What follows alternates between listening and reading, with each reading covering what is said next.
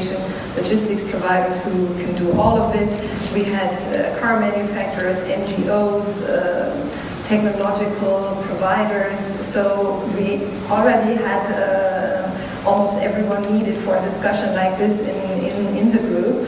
So the outcome was respectively rich. I'll try to narrow it down to road transportation ideas because I think that was the area where we had most ideas and where the ideas also covered on the one hand the logistics part, but then on the other hand also the very tangible transportation and mobility part for every citizen. So the 5 things we came up with were, if you look at transportation and mobility, you have, first of all, you have the vehicles, so the things that move around.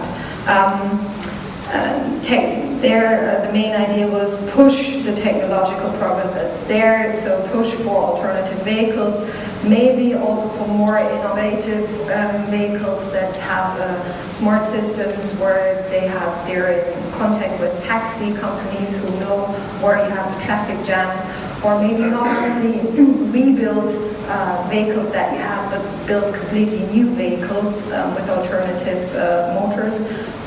So that was the first one. Second, look at the network where this vehicle drives around. For logistics, I think one of the key drivers here could be consolidation of the supply chain, so have either one provider doing the whole supply chain, or have competition work more closely together to increase load factors and to decrease all those half-empty or empty trucks running around.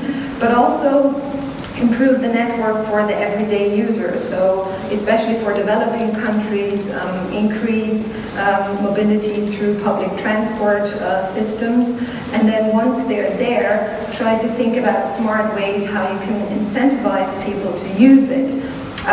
One we came up with was to introduce multimodal smart cards. So you have a card that you can use for all kinds of public transportation, and that can, for example, even give you discounts for shopping, or you can collect bonus miles or something like that and be incentivized that way. Another thing we were looking at, if you have the vehicle and the network, you also have the person who drives the vehicle. And we've seen that in especially the logistics industry, it works very well to train the drivers. I think we've also heard this several times during the last days, how many millions of liters you can save if you really train the driver. So we thought that maybe this could be transferred to the private drivers, and one way could be to have a fancy online training course that might be enough incentive to log on and have an interactive training.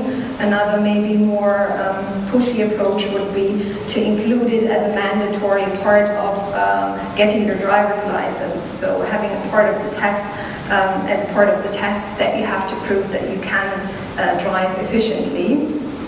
Then the fourth one was looking at reducing the purpose of travel at all. So I think there are already good ideas out there, like video conferencing that can replace meetings. They're not fully used yet, so I think part of it is because of technological availability, but on the other hand, it's maybe also that they're not fancy enough. So like a video game, I mean, usually people like to do games on screen, so if it could be somewhat more fancy and maybe more people will promote it, that could be an alternative. And last but not least, rather as an overarching system, provide more transparency. And I heard this from several of the other speakers, to make it easier also for private people, but also for business people, shippers or companies, to choose what is actually would be a green means of transportation, rather than having everyone to find out proactively. Introduce a standard. So on the one hand, you'd have standard measurement of carbon. For example, if we take trucks,